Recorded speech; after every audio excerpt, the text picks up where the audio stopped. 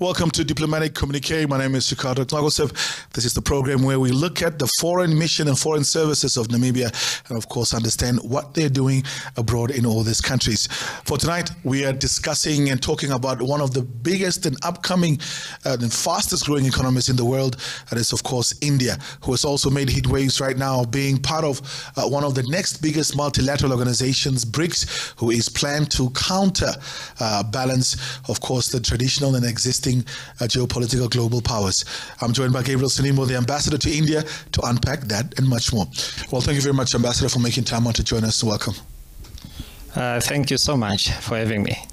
Let's start off with just reflecting on how would you sum up the relations between Namibia and India? The relationship with India, with Namibia, has been very warm. It is a relationship that had been established since our independence. The collaboration has been very well. It is a warm relationship. What are some of the objectives that you're looking at as part of the mission there in India?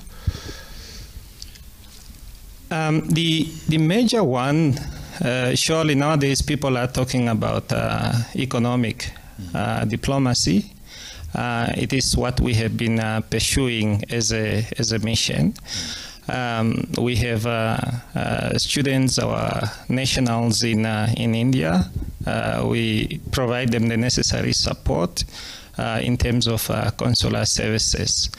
At times, they may have situations where they need guidance.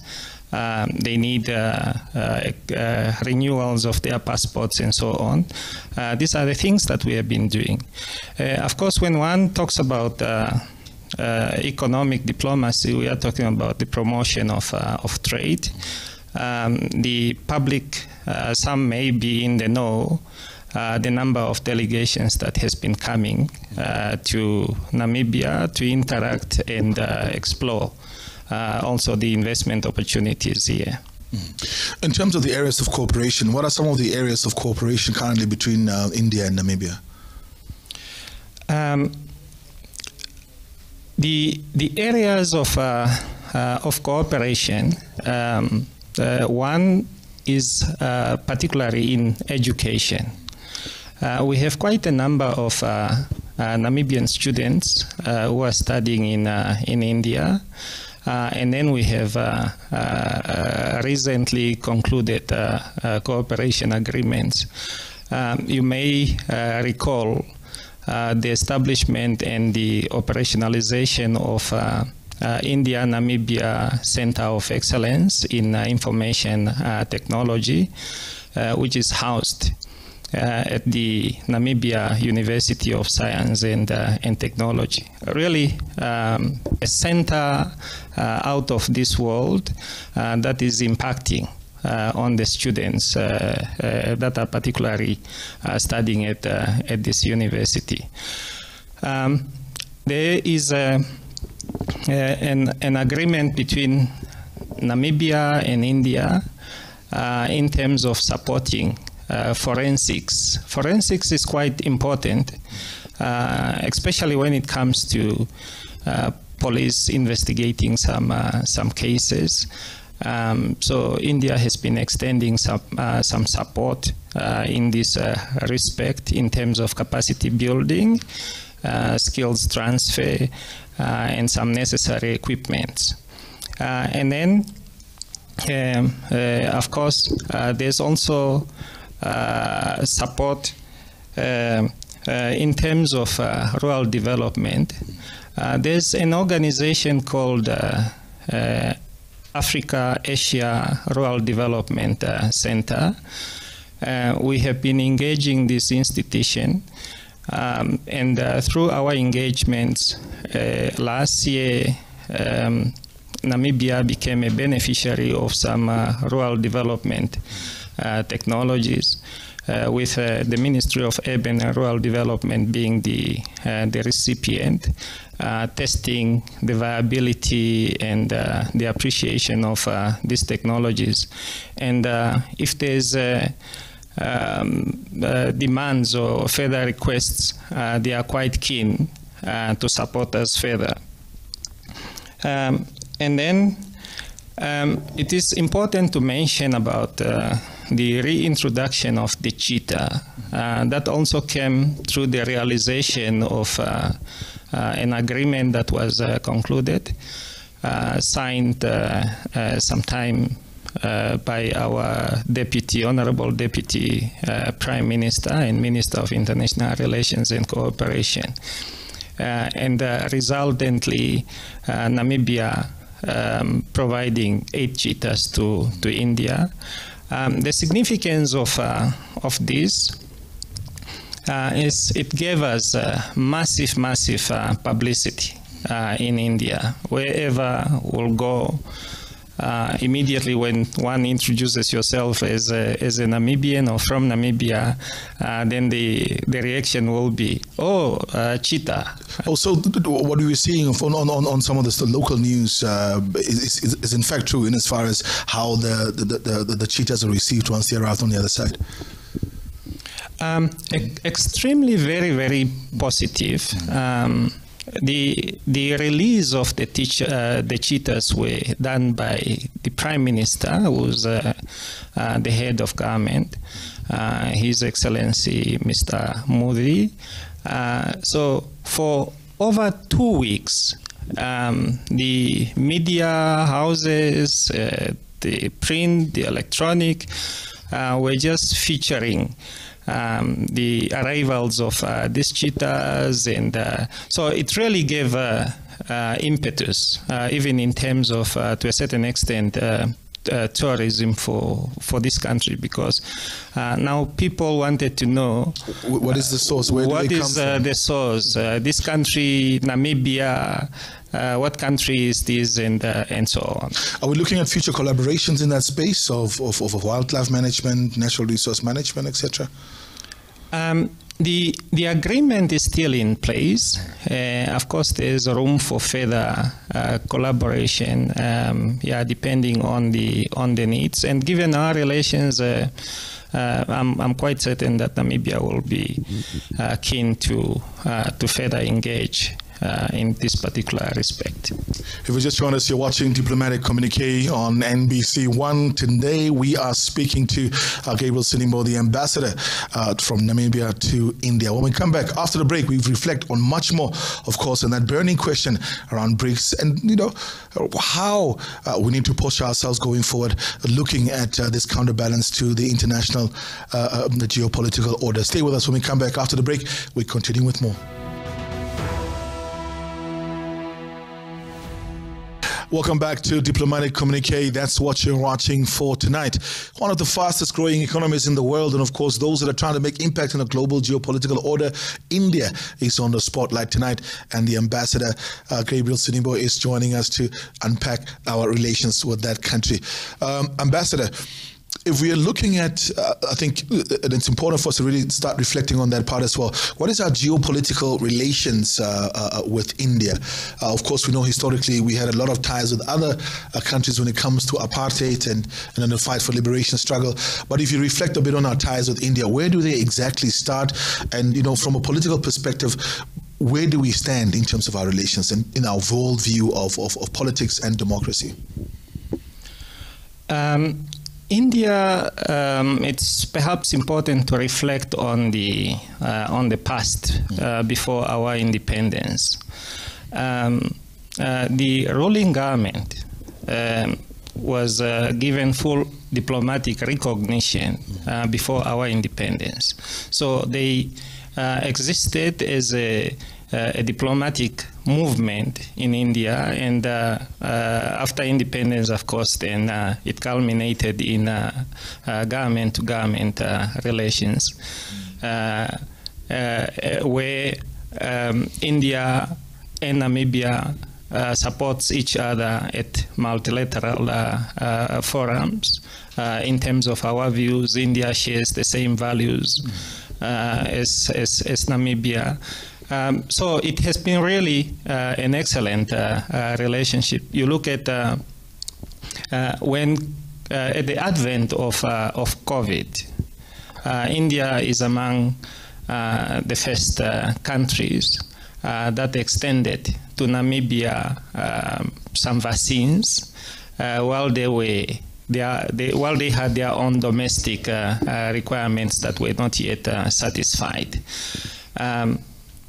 During times of drought, you may recall 2017 as well as 2018, they extended some support to us.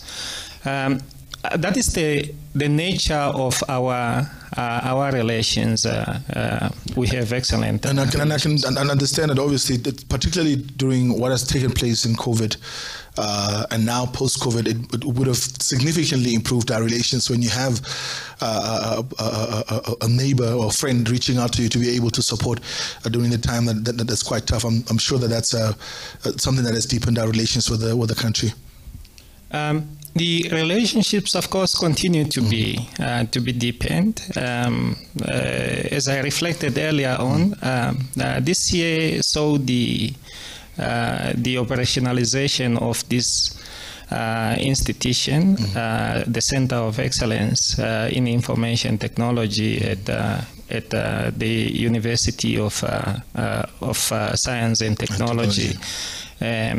In reciprocity, of course, Namibia extending cheetahs to India and visits that are taking place. The foreign minister of India was here in Namibia quite recently in June. These are all signs of a normal relationship.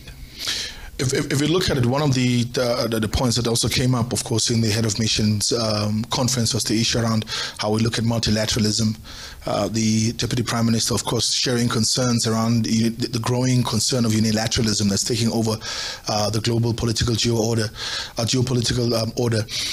We are seeing now India finding itself as part of what many people see as a counterbalance to the normal global North hegemony, the UNs, etc., in the form of BRICS. How excited are you about the establishment of BRICS and the prospects of us being part of that counterbalance?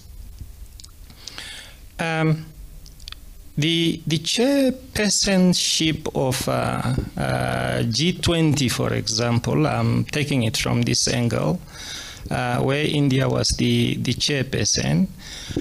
So the realization of the African Union being admitted as a member. Now, the BRICS constitutes countries that are quite significant in terms of their economies, in terms of economic powers, political powers, and also militarily. So all of this, therefore, takes a different shift in terms of balancing the geopolitics, because now you have an entity that has the forces and the capacity to chart a new way forward.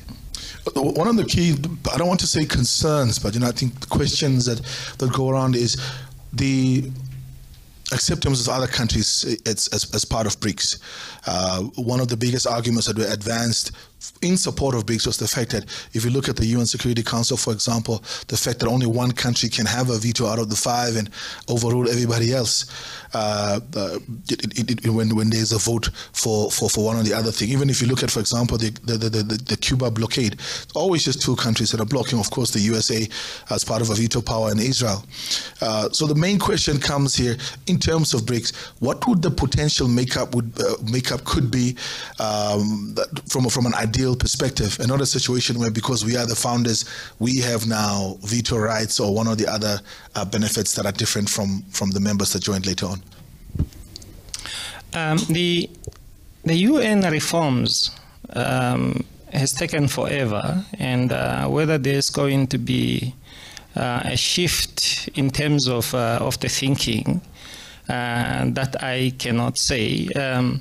but it's an institution that has not been beneficial to countries like Cuba. Of course, you have sanctions on Zimbabwe and so on and so forth.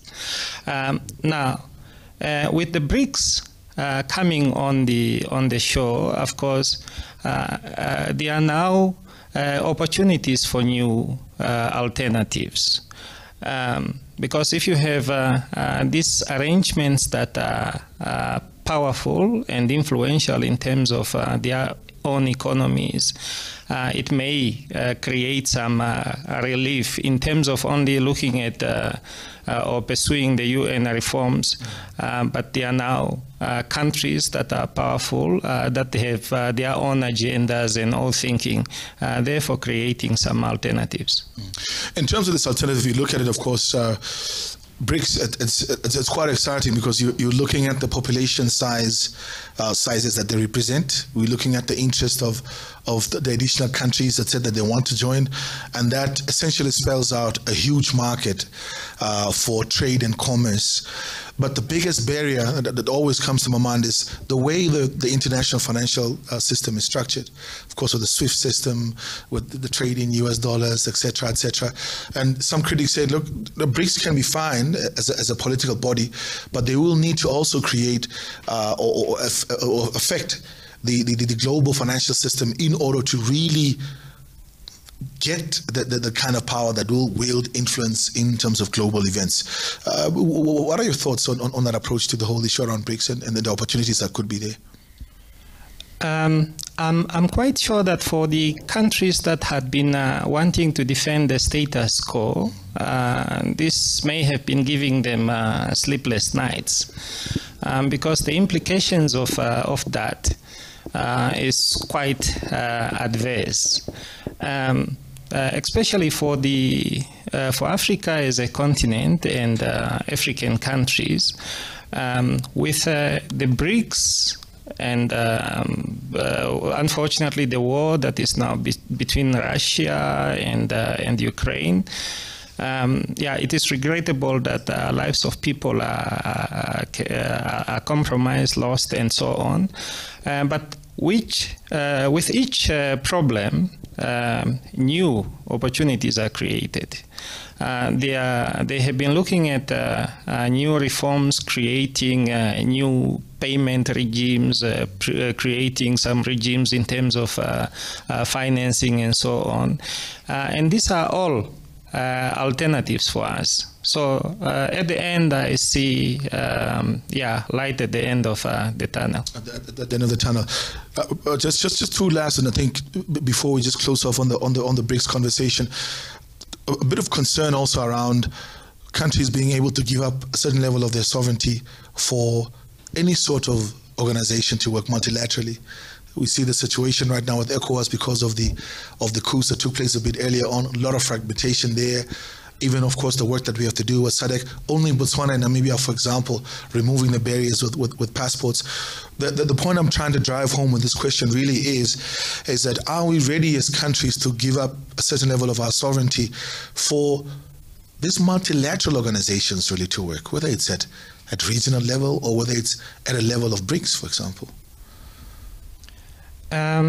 It is very sad. Of late, of course, we have been seeing some of these developments, but it is not helping, particularly Africa as a continent, because when some of the African countries are supporting divergent views that are not in the interest of the continent, it just weakens our progress, our positions as Africa. And that much is very serious. We just joined us here watching Diplomatic Communique. When we come back after the break, we close off our conversation with Ambassador Sinimbo, of course, saying that we have to be excited and look forward to what BRICS has to offer as a counterbalance. Stay with us. We'll be back after the break.